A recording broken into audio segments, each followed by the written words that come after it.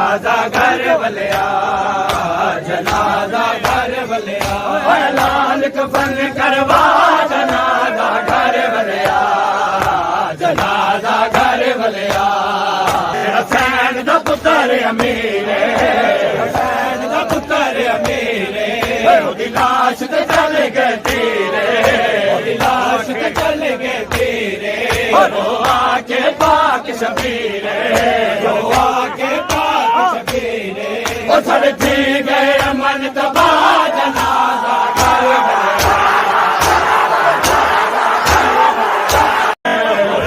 दे ban करेंगे